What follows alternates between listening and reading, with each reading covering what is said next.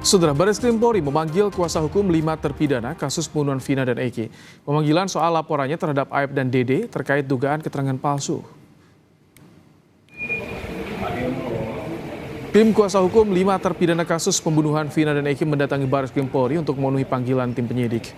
Tim kuasa hukum terpidana juga menghadirkan 10 saksi untuk dimintai keterangan terkait pelaporan terhadap Aep dan Dede soal dugaan keterangan palsu dalam kasus Vina.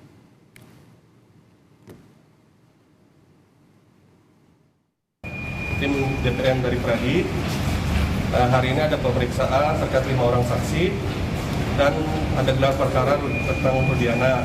Ada lagi 5 orang saksi itu besok pada hari Rabu terkait kasus yang kemarin yang kesaksian palsu dari Dede.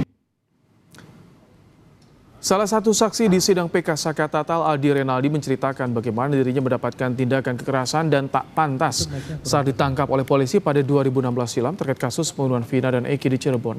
Saat bersaksi dalam sidang, Aldi mengatakan 2016 lalu ia ditangkap dan dibawa ke kantor polisi. Saat diinterogasi, Aldi juga mengaku mendapat kekerasan dari petugas. Dalam kesaksiannya, Aldi juga melihat Saka Tatal mendapatkan kekerasan dan dipaksa untuk mengaku.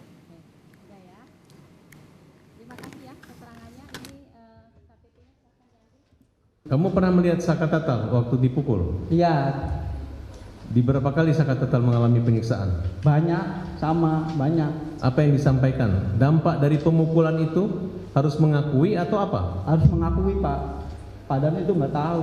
Pak sama gugun itu paling kejam, itu yang ngebasem saya, itu yang ngedrum saya, Pak.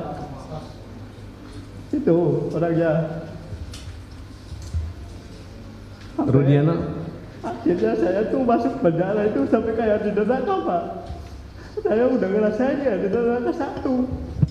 Bener-bener sampai nggak bisa pulang tuh, bener-bener sama Bang Jaka itu jam 4:30. Saya mau pulang aja, keluar dari kali udah ngesot, Pak. Karena keterangan itu pasti bohong, Pak. Saya menolak, hanya saya takut, tertekan, tidak tahu cara memberhentikannya seperti apa.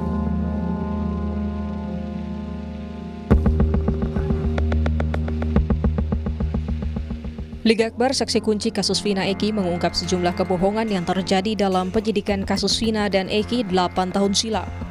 Liga mengakui ia berbohong dan tidak berada di lokasi kejadian saat Vina dan Eki ditemukan tewas hingga tidak mengetahui kronologi pengeroyokan keduanya oleh geng motor. Liga mengaku berada dalam kondisi ketakutan dan terancam oleh penyidik saat menandatangani BAP 8 tahun silam. Liga Akbar juga mengakui sempat mengajukan keberatan atas kesaksian palsu yang ditulis dalam BAP kepada Rudiana. Tetapi keberatan Liga Akbar tidak dihiraukan ayah Eki, Ibtu Rudiana. Yang faktanya itu emang saya tidak ada di saat kejadian. Yang tidak faktanya itu, ya orang berpikirnya saya ada di situ, Pak.